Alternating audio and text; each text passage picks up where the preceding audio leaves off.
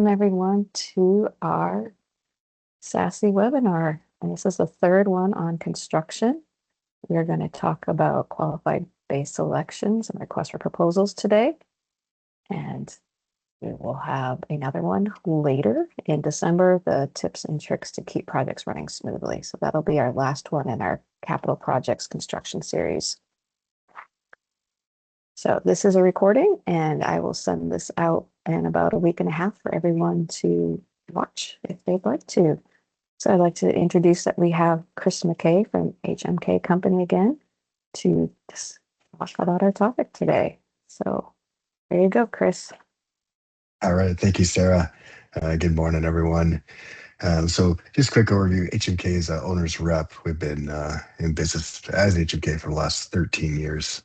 Been involved at 107 Oregon school districts now and about $1.5 billion capital projects. So very well experienced in public education. It's actually about 98% of the work that we do, specifically K-12 projects. So jumping in, we're going to cover what is quality-based selection, what are the procurement requirements, general timelines, how to write an RFP for quality-based selection, when not to use an RFP, the awarding process, and then alternative uses of a QBS.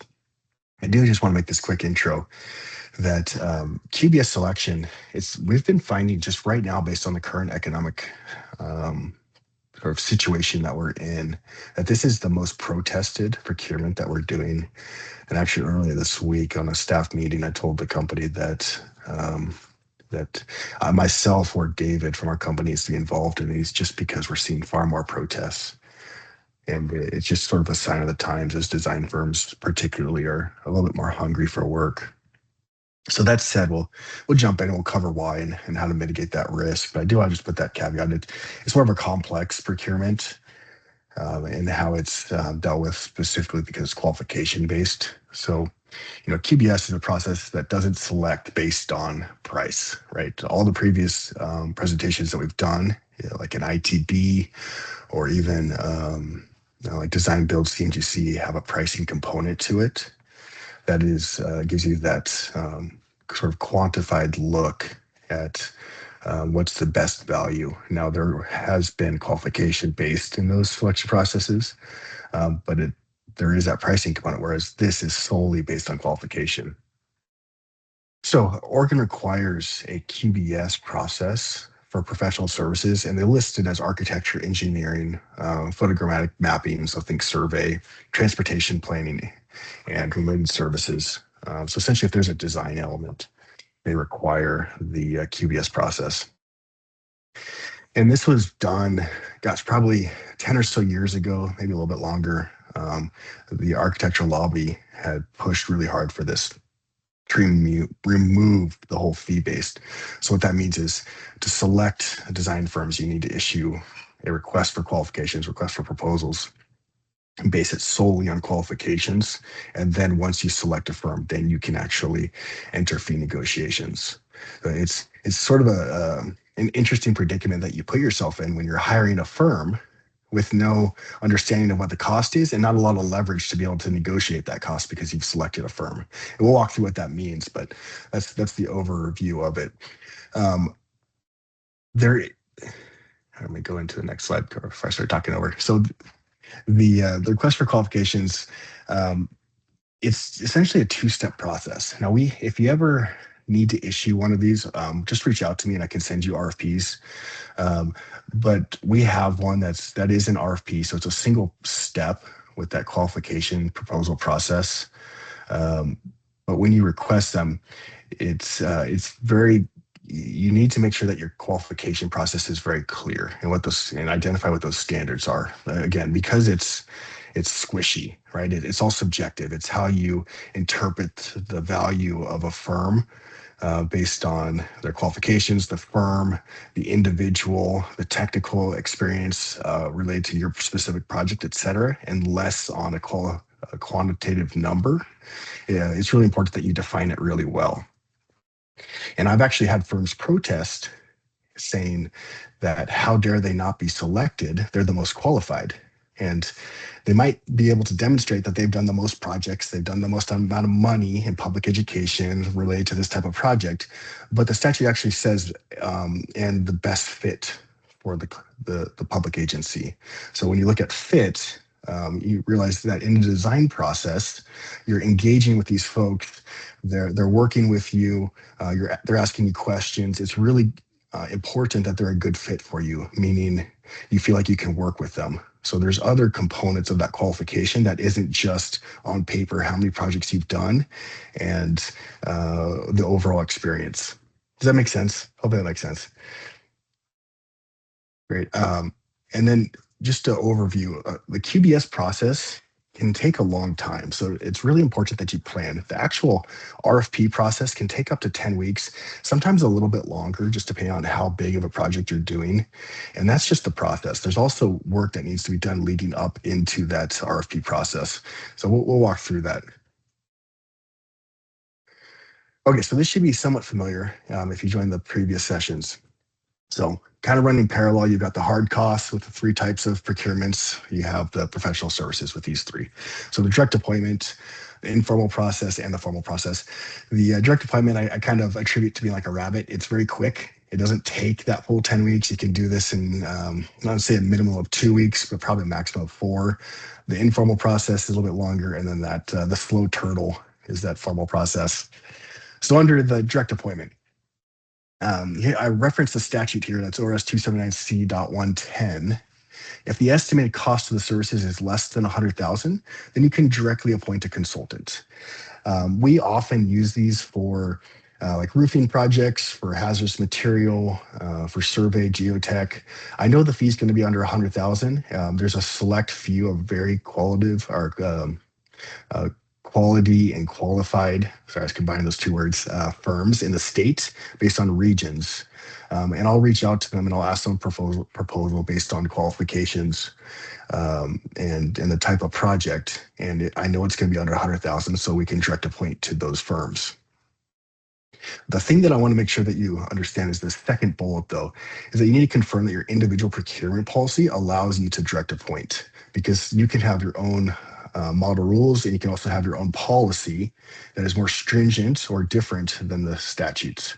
So whenever you're doing a direct appointment or really any of these procurements, please review that, talk to your legal counsel, just to make sure that they're aligned.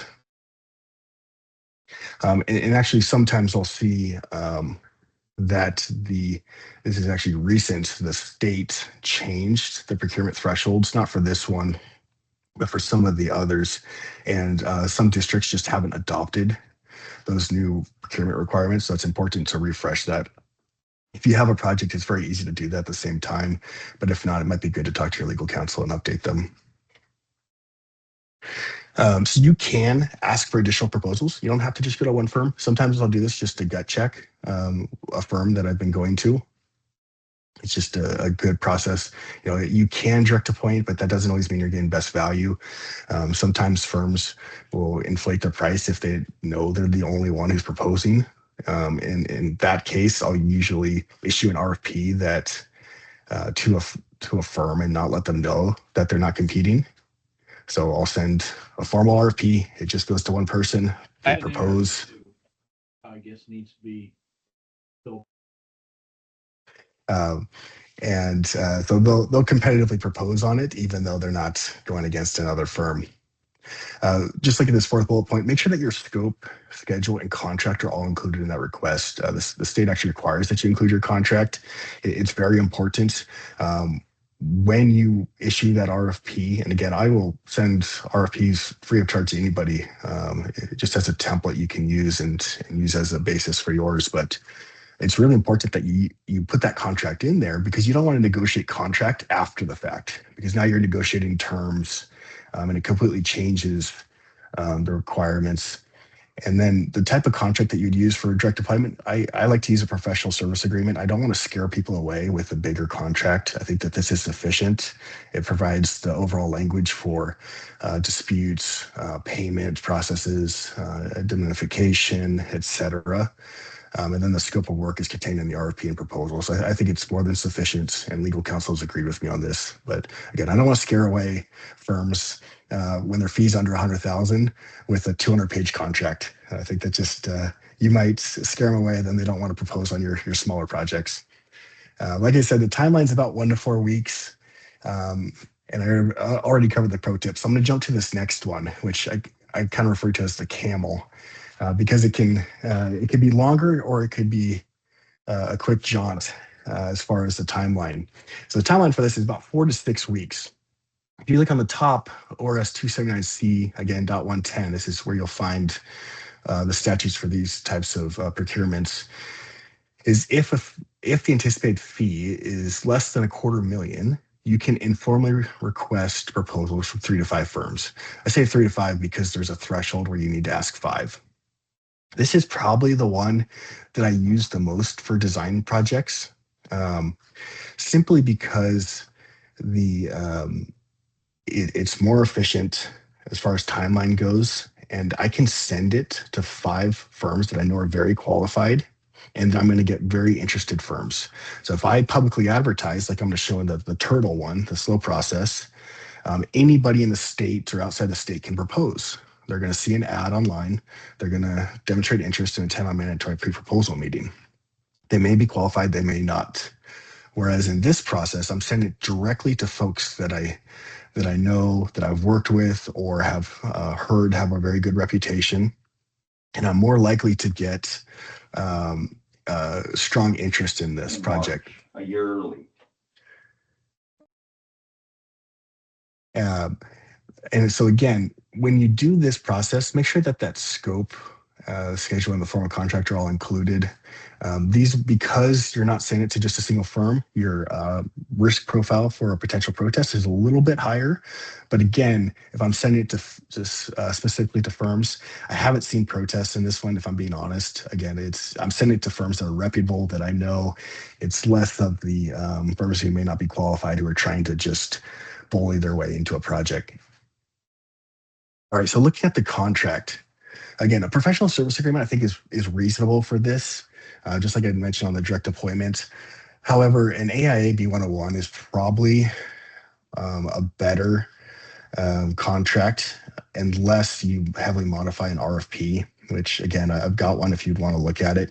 And the reason why is because a professional service agreement won't outline all of the deliverable requirements or the specific scope for each phase of a project like a B101 will. The AIA B101 is a internationally recognized document. It's well established. I think it should be modified. I've got one for you if you'd like to use as a basis. Otherwise, your legal counsel could provide you one. But it's just very defined, and it'll give you some more robust language if you should need it. Again, the timeline is 4 to 6 weeks, and we use this for commissioning agents. So this is for building automation systems, like your DDC controls for HVAC, electrical, fire, and lighting, and then architecture and engineering. So think like an addition renovation project, or if you have a large mechanical upgrades HVAC system. Okay, and then the last one is the formal process. So this is over $250,000. Again, same statute that we've been referencing so far. And again, this is the note I shared on the first page, but you must determine the most qualified prior to requesting price. So you can't ask for price in the RFP. This is the one that we've been seeing a lot more protests. Any project that is over $250,000. So typically, I think design fees on a new project are going to be about 8 to 9%. On a renovation project, think about 10 to 15% of your construction price. It's a pretty good gauge on when or on what you should see for your fee range. So if you have a 10 million project and it's a renovation, about 10 to 15% is going to be what, 100,000, or say $1 million to $1.5 million. So you're going to have to do a formal process. On a project that's about $2 million, you're probably going to be on a renovation. We're going to be right in that $250,000 range. So hopefully that's a good guideline for you. Again, 8 to 10% roughly for new addition or new projects, greenfield, and then 10 to 15% for renovations. But this process will take time, and we'll walk through it in a couple of slides of what that steps looks like. Actually, we're right there. All right, so here's what this formal process looks like. So both for that camel and that rabbit, the turtle, the slow process,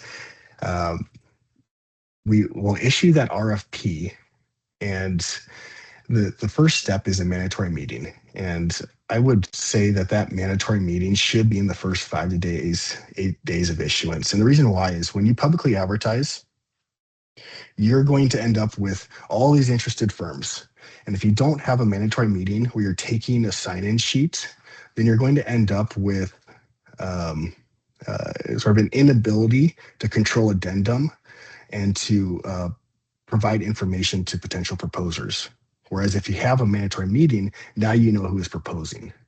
The secondary thing is you're going to have a prime design firm, and then you're going to have all their sub-consultants and secondary folks, and they're not going to know who to submit their proposals to or who to join with as a team unless you provide that sign-in sheet. So, for example, we're doing a new addition or a new building, new school.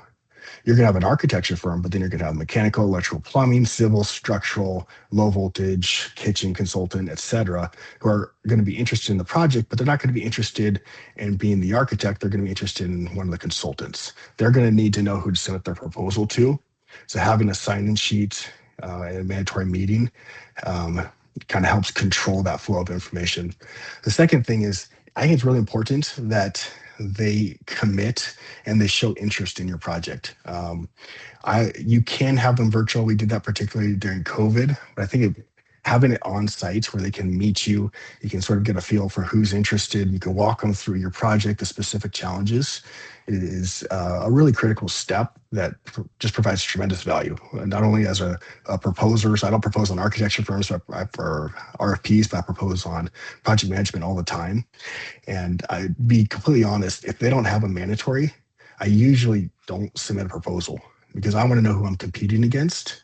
And I also just want to get a feel for the client, get a feel for how they're going to work. And it's difficult to do that if I just have a piece of paper being the RFP. I also think it's just really important, I've mentioned this for every procurement, that you have a schedule. You may not need to publish this, but at least you have a schedule in your mind of when you're going to issue addendum. So our team knows whenever we have a mandatory meeting, we schedule them Tuesday through Thursdays. We always issue an addenda on Friday. It may not be heavy on content, but it has the sign-in sheet at minimum. Again, it's just really important for people to know who they're competing against and then who to submit their proposals to if they're looking to join a team. You then have the last day for questions, and that's 7 days before the deadline. This isn't statutory, but the next step is statutory, and that's the final addenda. So I like to give myself time. So if I have proposals due on a Thursday, I will have the last day for questions or protests of the RFP 7 days prior in the Thursday before. That gives me about 3 days to put my final addendum together and respond to any questions. Again, I don't want to be up against a deadline, and I want to make sure that I'm thinking through these potential timelines. Okay, and then you have your deadline. So that is defined in your RFP. Let's say it's Thursday at 2 p.m. Firms must submit their proposals to you at that time. If they are late, and you should have somebody who knows that they're going to be receiving them and sign or initial that they've received them and the time that they received them. If they're late, then they have to reject them. They can't accept them. They have to say, I'm so sorry, but unfortunately you're late. And I've had this happen numerous times where I've had to reject them. And it's very sad because firms will spend $15,000, $20,000 on a proposal, and to be late is, it's soul crushing. To just know that you spent all that time and it will have no value. So, but again, it is very clear in statutes that that deadline must be met, and there are no exceptions. Okay, so that deadline, you can have your proposals delivered in person. You can also have them sent via email. I personally like them in person. During COVID, we accepted them via email. And sometimes on smaller stuff, I'll have it accepted via email, but make sure in your RFP, you write it's the submitter's responsibility to confirm that you've received it. There's errors, email can go to the junk folder. Just make it clear that it's not your responsibility to confirm you've received it. So in your mandatory meeting, I would say you can send it via email, call me, make sure that I can open it, make sure I've received it. It's not in my junk folder. It's up to you to do so.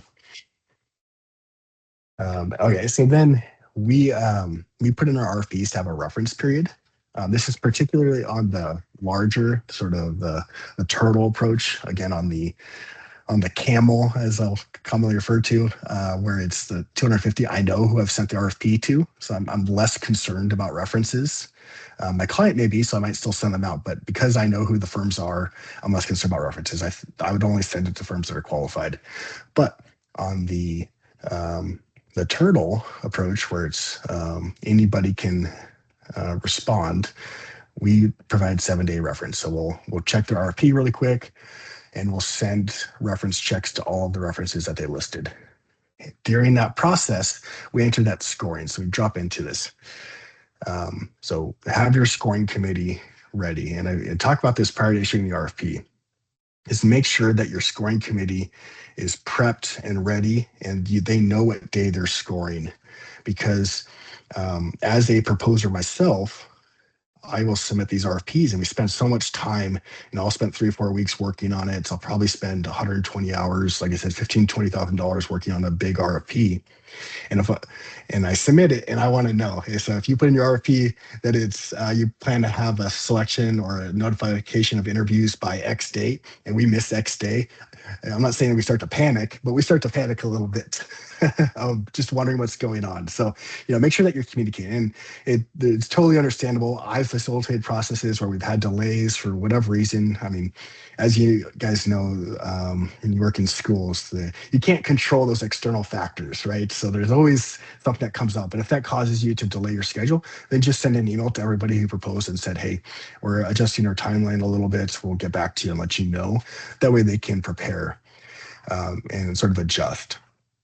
I actually was part of a proposal, and they were delayed a little bit, and then they had an interview timeline that slipped about 10 days, and I left the country. I had vacation, and I completely missed the interview. Fortunately, other members from the company could join, and we ended up getting the project. But I was not going to cancel my vacation out of the country. I certainly don't think my wife and family would have appreciated that. So just know that there's implications if you miss those timelines, and then show some grace, as grace has extended to me if that does happen. Okay, so then we go into scoring. And once you've selected that firm that you're going to enter fee negotiations. So again, that RFP process, you've gone through qualifications, you've read them, you've determined who's the best fit, you've issued a letter to all the firms that proposed and said, we are going to, you've received 7 proposals, we're going to extend interviews to, these 3 firms. Go through that interview process. We say we like firm 2, we're going to enter fee negotiations. That's a formal letter. So that kicks off, I like to call it a 7 to 14 day process. And the way that I have started to do this in the last few years is I'll actually send a very clear scope document of what I'm expecting to the firm before we actually meet to look at fee. And the reason why is we put an RFP together that outlines scope, but then you've spent a couple weeks talking to architects, they've given you thoughts and feedback. So when I sit down with them, I'm talking about, okay, we're doing a new addition to a school. I want to be clear. It's going to be 4 classrooms addition. They should be about 1,000 square feet. We need some pull-out spaces between the classrooms because we like to use this learning neighborhood concept. We're going to need 1 restroom in each one of these classrooms because it's a kindergarten class. We need dedicated HVAC that's separate from our existing building. We think we're going to need a new service, so you're going to have to do some investigation to confirm that. We've got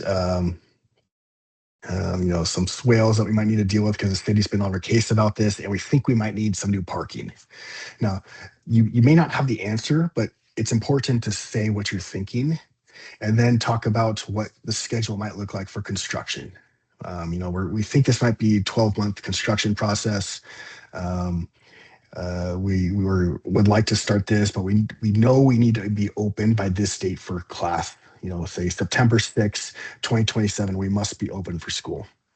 And why those details are important is because they're going to go to their subconsultants and they're going to say, okay, we know we're doing this addition, but we just found out that it's actually kindergarten, so we're going to have restrooms in the classroom, right? You probably wouldn't do that for 2 through 5 or 1 through 5 because those kids don't necessarily need a restroom in the classroom. But now your plumbing consultant or engineer and mechanical engineer can now plan on spending more details on those classrooms, right? If it was just a single restroom part of this addition, that's a different story than if they have to detail 4 additional restrooms, right? And then your electrical engineer might say, okay, I might have to provide a new service to this building. And your civil engineer is now thinking, I got to put a swale, a new parking lot. So there's a little bit more design that's required of them. These are just conversations that you can have to be clear with your team. And even though you may not know, they're going to put that into their fee. And then let's say you didn't have that conversation with them and they don't know that's going to be included. By the time you get to the point where you find out, oh no, we have to provide a new service, PGE, Pacific Power, or whoever co-op is saying we have to provide a new service, they're going to come to you with a change order and say, hey, we didn't know we had to do this. It's going to cost us $15,000 in design to now put this, and it's going to impact our schedule. I guarantee you, if you have that conversation beforehand, you may not pay any money or just a little bit more had you not had that conversation. You pay more as a change order always than if you just had that conversation initially. So there's times where I'll be very clear, this is what I want, and other times I'll be a little bit more squishy and say, hey, consider this. We think this might be required. You're just going to get a much better fee. Now, I'm going to make one reference here, and that's to the state of Washington. They have very strict guidelines when you negotiate fee, where the percentages need to be for addition, new project versus a renovation. I forget what it's called off the top of my head because I'm presenting right now, but if you had asked me right before or right after, I'll tell you exactly what it's called. But it's a resource that's readily available in the state of Washington, and it's just an Excel spreadsheet you can pop in. We in Oregon don't use this, so we haven't mandated that we use it, but it's a good guideline. So when I talked about those percentages earlier of that sort of like 7 to 10% for new addition, 10 to 15 for renovation, it actually has a spreadsheet that will fill in based on those guidelines.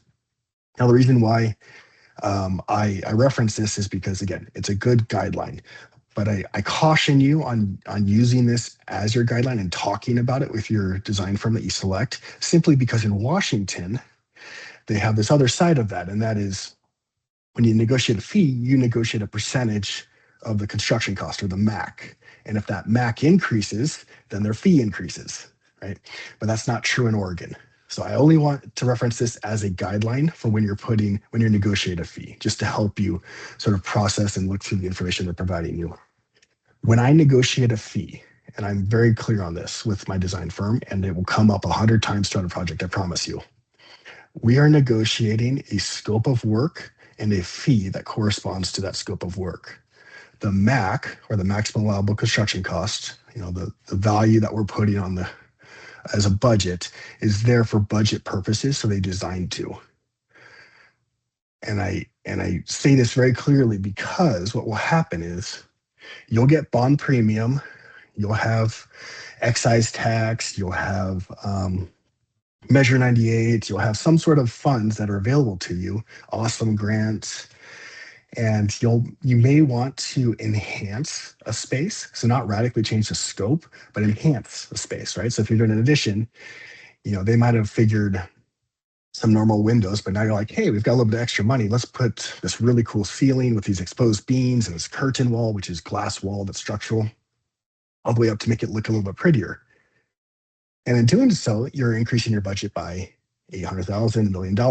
You don't want them to think that they can get more money in fee because you've increased your budget. That's how it would work in Washington. That's not how it works in Oregon. So I just want to put that caution there. You're negotiating a fee based on the scope of work. Hopefully that makes sense. And I remind our architects of that is, the budget might shift a little bit, might go down, might go up a little bit, but this is what we're designing to, and we're designing to a scope of work. It is a hard line, but I'm also very understanding too, because things do change. I want to be very considerate of that. But as a baseline, that's what we're negotiating. Okay, so once you negotiate a fee, you're going to notify all interested parties that you have entered fee negotiation, or you have, agreed to a fee and you've selected that firm. So it basically ends that process. There's a 7-day protest period on that. So you can't award a contract until 7 days go by. And that's calendar days. Okay, just want to make sure I didn't miss anything here. So actually I did. So these two first bullet points, before you even start this process, make sure that you have legal review the agreement. So you remember a couple slides back, I said on the camel approach, which is that under 250,000, or the turtle, which is above 250,000, make sure you have legal review. And you can use the B101. If you use the B101, make sure you've gone through this beforehand. Make sure that they've reviewed it, that they've modified it, and it sort of is that your legal counsel can defend you in a way. There's rules that there's going to be elements of that contract like litigation versus arbitration, mediation. So the formal level dispute resolution, there's going to be insurance requirements. So there's going to be different things in there, like if you were to go to litigation, if you have a trial by jury or a trial by judge that are specific to your choice. There is no right or wrong answer, but your legal counsel is going to help guide you. And based on their abilities, who they have for litigator, they might strongly recommend that you have a trial by jurors. And that you go to litigation. They might say that prevailing party does not receive attorney fees, or they may say the prevailing party does receive attorney fees. So these are, again, those are the three that are key ones that I can recall off the top of my head that you should have that conversation with, and they'll bring it to you. I briefly talked about insurance, but make sure that that is covered. And I'm going to spend just a little bit of time here because this is important. About 8 years ago, we had a project where we got into a dispute resolution with the design firm and the contractor. And the issue was that there was more change orders due to errors and omissions than there should be on a project. There were major misses. And the district brought a claim against the architect who brought a claim against their subconsultant. The claim, let's just use round numbers. Let's say it was $500,000 or $600,000. That was what the district believed they should be entitled to. And they were right. The mediator agreed. The problem was that the design firms met the insurance requirements of $2 million in occurrence and $4 million in aggregate. However, their deductible was $500,000. And at the end of the year, the owners took equity distributions that took cash out of the business. So they had no cash to pay their deductible. So if you wanted to receive money from the insurance company, you had to pay the deductible, and then you would only get $100,000 using my round numbers. So the district they had the claim, they were entitled to that money, but they had no ability to receive that money simply because of a risk management position that architecture firm had played. So that said, PACE and some of the insurance agents that are common in schools, Brown and Brown, WHA have changed their insurance requirements to still be 2 and 4, but they'll put a $50,000 deductible limitation on projects because they want to avoid that situation in the future. So again, it's very important that you do this before you issue the RFP, because what's going to happen is you're going to issue an RFP. As a component, you're going to have the contract, you're going to have your insurance requirements in there, and then any firm who proposes is accepting that language unless they ask for a clarification to change in the RFP process. And this is my firm position. I get this probably 20% of the time, where after we select a firm, then they try to negotiate the contract and we say, no, your opportunity to negotiate the contract was in the RFP process. So hopefully that makes sense. It is very critical. And then again, schedule the scoring committee, interview committee. I mentioned this earlier. When you're going to put your dates in the RFP, it's very detailed. There's probably 20 dates you're listing. Make sure it's a calendar invite on all of your scores. I like to have a scoring committee of about 5 to 7 people, an odd number. I like to schedule that 4 weeks in advance, make sure that I've got a 4 to 6 hour block of time, depending on how many proposals I'm going to receive. It's on their calendar. And then the same with interviews. That way I've got them on the hook. I know what their time is.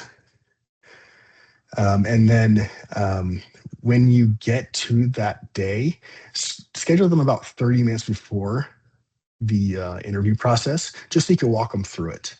I've got, like a key legend of all of the sort of acronyms that we use in the industry. As hard as we try, we always forget acronyms. I probably used 50 acronyms in this presentation that I've forgotten about. But I've got a legend. I can send it to you if anybody asks. And then I just walk through, hey guys, this is the RFP process. These are what we're scoring them on. This is the scope of the project. This is our budget. When we look through the RFP and the proposals, these are the things that we should be thinking about. This is how I facilitate them. I'm completely neutral party. If I ever facilitate a process, I don't score, but I just let them know because they weren't involved in the RP creation process. But I want them to understand what we're scoring for. And I actually prefer, see, if you ever facilitate one of these, you're going to have people say, like, say you pull a board member, community member, parents, teachers, they're going to say, I've never done this before. I'm not qualified. I shouldn't be doing this. I hear this every single time by 90% of the people. I prefer that. I prefer people who have never scored before because you're going to pay attention to things that I don't pay attention to anymore. I've read so many proposals that I just kind of like glance over and don't think through things. But people pick up on things that are just you can know a lot about a firm by some of the subtle nuances in their proposal. So if you hear that from potential scorers, just tell them they're more than qualified because they can read and they can breathe. That means they're qualified. So I think I saw a question real quick. I'm just going to answer. So what do you call the deductible provision the architectural head? I'll show you. I'll see if I can pull it up at the end. I can show you our insurance requirements just so you can see it. But it is. So it's their general liability insurance. And so it's usually $2 million in occurrence. This is what Brown & Brown wants. I think they manage most of the districts in the state as an insurance agent. And so that's for two in occurrence, $4 million in aggregate for the year, and the deductible on any claim being $50,000. All right, I'm going to try to go through this slide quicker. Fortunately, this is the last heavy one. So this is how to write a QBS RFP. So there's 7 kind of headline categories that I think are very important. And there's specific things that I'll hit on. I've touched on a few of them, so I'll breeze over those. But for scope, write the description of the outcome that you want. And you may not always know the details. I don't always know the details of what I want because it's technical above my head, particularly when we get to HVAC and electrical systems, structural. But I know the outcome. So write the outcome. And that is, as part of whatever bond or this funding source, the district is looking to build a 12,000 square foot addition that will have 6 classrooms, a multi-purpose space, restrooms, etc. Right? It's detailed. Ed specs. So if you don't know what these are, this is like a prototypical school. So let's say an elementary school should have 20 classrooms. Each classroom should be 1,000 square feet. You should have a cafeteria that's 3,000 square feet. This is your program of what you should have in there. You should have a library, media room. If your science program, it should have, like a kiln for pottery, whatever your program is. It should be listed out in like square footage and space. If you've never seen one of these, I can send you one. If you're interested in creating one or having one as a basis, again, I'll send you one. This is something that architects are very good at. And it's really useful, especially before you go through bond planning to have this. But I would include it in your scope of work. I'd also include a programming document. So kind of support, it's the qualitative analysis that goes with the quantitative aspect of those ed specs. And then site plan or drawing. So, the scenario I talked about earlier, where you're doing addition for a classroom and you think you're going to need new parking, include a site plan and just say, hey, we're thinking parking here. You guys generally have really good ideas. I see you guys as the school districts, and you're more intuitive than I typically see you give yourself credit for, or you know what you need. Put that on there. Put a site plan, drawings. Our community feels like a parking space right in this area would be great to serve the playgrounds, the fields, access to the gym, right? Whereas an architect may look at it and say, well, it makes more sense here. But you're like, oh, no, our community needs it here. So these are the types of things that I think are important to put in there. And then as-built. So these are whatever drawings you have that show how the previous building was constructed. Again, just important for them to have. Schedule, I talked about this a little bit earlier.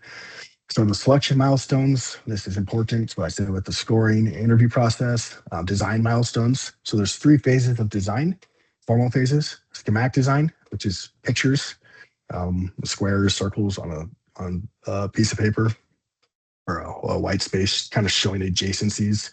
Design development, where you get into elevations, floor plans. You can't quite build it yet, but you can start to see a building come to fruition, and then construction documents, the final phase, formal documents that you could bid and build. And so it's key to have those on there. You may not know what they are. I usually think 2 to 3 months for schematic design, 3 to 4 for design development, and 3 to 5 for construction documents.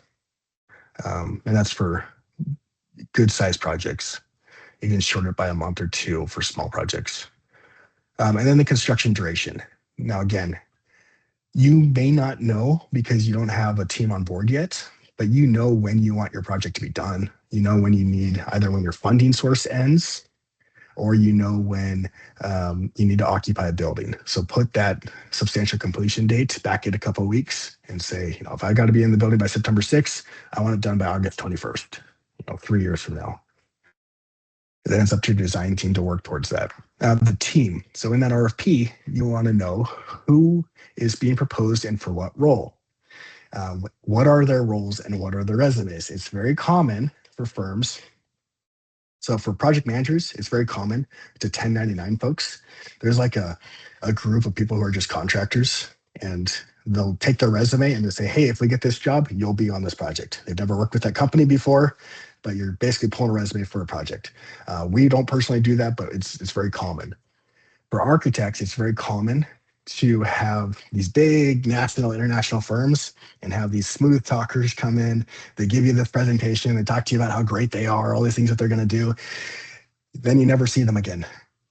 And so you're basically getting proposed this shiny Ferrari, but then you never get them. You get these people who may not have a good personality, who you don't really like, who doesn't listen to your staff, who thinks they know everything, right? So make sure that who they're proposing is who you're going to be working with.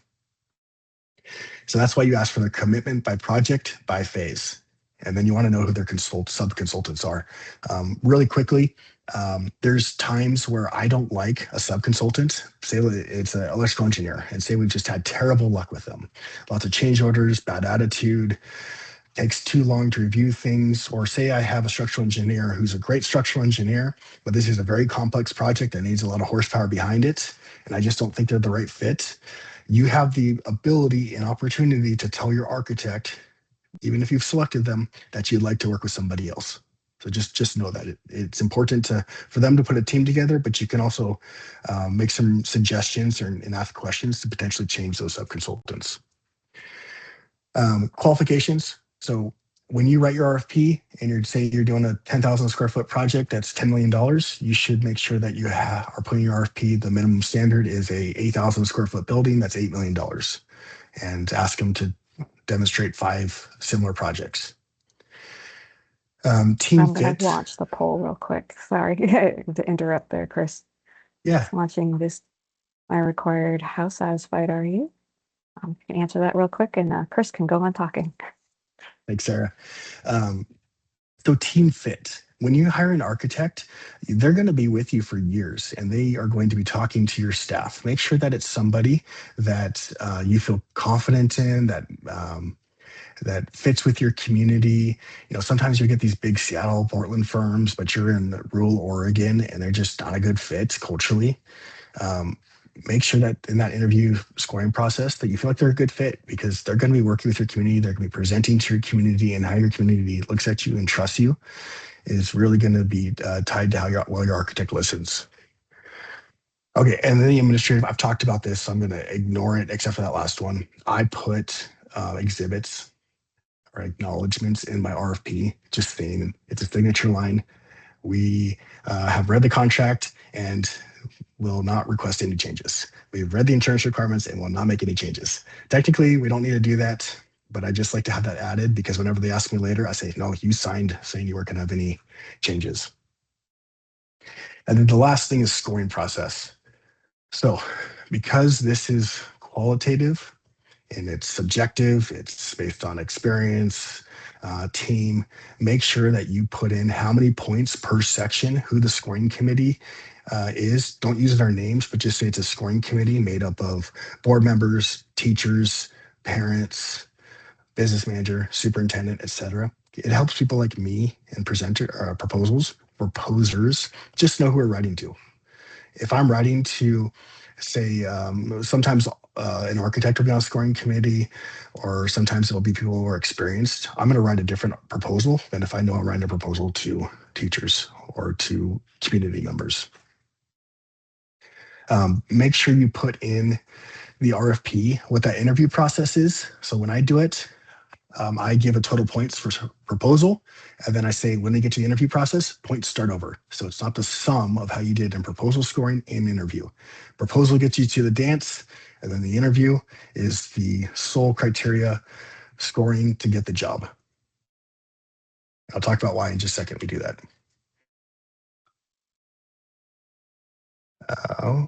I guess I'll say it now. And the reason why for that is because of fit. I want somebody who's a good fit, and I don't want them to protest me. So I tell how I'm going to score in the RFP. Okay, I'm going to go really quick here. So when to consider not having an RFP? The only time I'd ever consider not having an RFP is if the fee's under $100,000 and I know what the desired outcome is, but I don't know what the scope is in detail. And this often happens with HVAC projects or with upgrading electrical services or like access control security. And what I'll do in this scenario is I will call a firm. I'll ask them to meet me on site. I'll walk them through all the things that I need done. And then I'll ask them to send me a scope document that captures everything we talked about. And then I'll sit down and I'll review it. I'll call them if I have any questions and we'll talk about it. And then if it looks accurate, I'll tell them the schedule that I want and I'll send them the contract that we're looking for and I'll ask them to put a fee together. So those are the only times that I'll do it this way. Again, when the technical sort of solution is more than I can comprehend and put an RFP scope of work together. That's when I would do it. Otherwise, you could put an RFP together.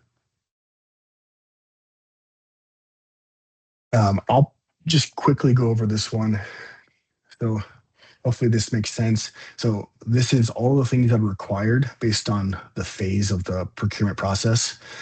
So the task and then the process. So is it received on time? Yes or no. If it's no, then you can't accept it, right? Did they attend the mandatory meeting and they submit a proposal? If the answer is no, then their proposal cannot be scored because they didn't attend a mandatory meeting. Cover letter, they just need to have one and it needs to be signed. Do they answer all the questions? Do they sign the exhibits? And then the scoring process. Whenever I score, I don't list all the individual scores and what their score is. I just aggregate all the scores by firm. So firm A received 90 points for question 1, 92 for question 2, etc. And then the interview process, make sure those are formal letters. So your notice of interview is a formal letter, and then your interview process and scoring at the end is a formal letter. And then the notice enter fee negotiations. So common thing, whenever you're informing people, of the next step of a process, it should always have a formal notice. I've got notices, so if you ever ask, I can give you a basis for one that you can use and modify. And then the selection protest period, 7 days, and then award a contract pending protest period. And I put some language here, but this should be pretty self-explanatory. As always, I'm running out of time. Sorry when I get to the last slides, but I covered the heavy things that I wanted to early on. Okay. So alternative QBS process.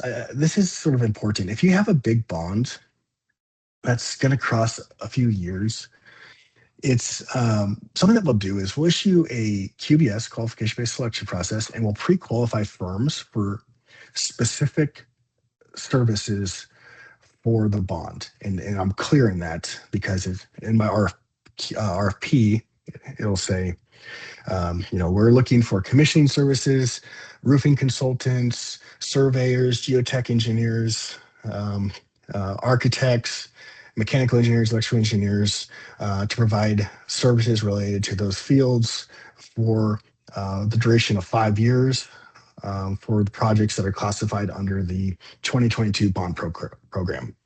And then what we'll do is we'll pre-qualify maybe 2 firms within each one of those.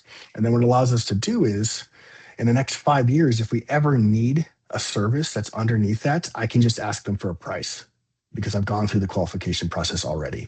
So rather than doing what we've already talked about, where you do the RFP, you pre-qualify, then you immediately negotiate fees, I'm just slowing that process down, and I'm extending the second half of it where I ask for a price. Qualifying, waiting, maybe a year, 2, 3 years down the road, and then I ask for a price when that project comes online. It gives you flexibility and the ability to move very quickly later on. So it's that front-loading sort of administrative work that sets you up later in the bond. So alternative QBS processes and common protests. So whenever you get a protest, please engage legal counsel. It's I'll give you my best recommendations, and if I was on the project, I'm going to be involved the whole way, working through, but always get legal counsel involved. So when you do have a protest, your school board becomes the local contracting board. That's who reviews the protest.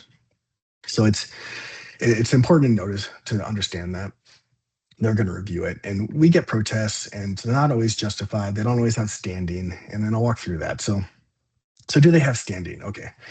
So if you had 7 firms that submitted qualifications, and let's say firm 6 really thought that they were the most qualified in the state, but you only there's 6 as far as scoring goes, and you only selected 2 for interview. They don't have standing. They weren't scored third to even be in a position where they could be interviewed. So technically, that protest is unjustified. And you could send them a letter saying as much. Your legal counsel will help you craft that. And then oftentimes what we'll see is they'll protest say they protest the interview and say that they didn't like the way that you asked questions and the way that you assigned a score. Right? Say you gave them a 6 for their principal, and their principal, being the owner of the company, thought they deserved a 10. All right, and you listed out how you're going to do this, and the feedback you gave them, they didn't like. Well, technically, you have outlined your scoring process in the RFP. So if they had a concern about how you were going to score in the interview, they should have asked that question 7 days prior to the proposal was due. Right? That was their time, if you go back to that schedule, to ask questions of the RFP. So they wouldn't have standing. So there's a lot of nuance here that your legal counsel is going to be involved with, but just be aware, those are the 2 very common ones that we see. And there's always a quick answer that kind of nullifies that protest. I think this is my last slide. Let me get to some questions. And that is when to hire a project manager. And I would just say it depends on experience, ultimately. I've been involved with procurement just to hire an architect, just to hire a CNGC or a contractor. And that was my only involvement. Perfectly fine, acceptable to do that, just to help you get through that process and negotiate fee. But I think the low risk, if anticipated fees less than $100,000, that's very low risk. Usually the firm's very willing to move forward and not protest. Same with the under 250,000. If you've been through this process before, or you have good documents, and I'll send you documents if you ever need them, then it's lower risk. If you're trying to make up process on your own, good luck. It can be tough. It's always better to start with documents than try to create a process yourself. So then external project manager, it's helpful. I've been through a process over 100 times on the big formal advertisement, probably 500 times on the under 250. So I've done it a million times, and I can help work through the process for you. One thing I will say is I've been asked very recently to help out on projects, at least 4, where they had already hired an architect and are kind of in the process. And the first thing I ask for is to look at the architect's contract. And I get it. I'm like, oh, great. It's a B101. This is great. That's the AIA architectural agreement. I open it up and they have removed every section that details the work, their deliverables, and what they're supposed to get done. So all that to say is sometimes the architect will remove the responsibility of themselves. And I'm like, well, unfortunately, we're in a tough position because they didn't actually put their deliverables in there. So just be keen to that. If you are going through this process by yourself, make sure it's your contract that your legal counsel has reviewed, so you're not putting yourself in a tough position. I did it, Sarah. I ended before we were over by 3 minutes. So that's all I've got. I'll hand it over to you, Sarah. All right. Well, thank you for thank you for ending on time, Chris. And if anyone has any questions for him, go ahead and ask and come off mute. I'm going to stop the recording. And like I said, you can share this in probably about a week and a half. I'll send out an email with the slides and the recording link. So you can stop that. I'm going to pull up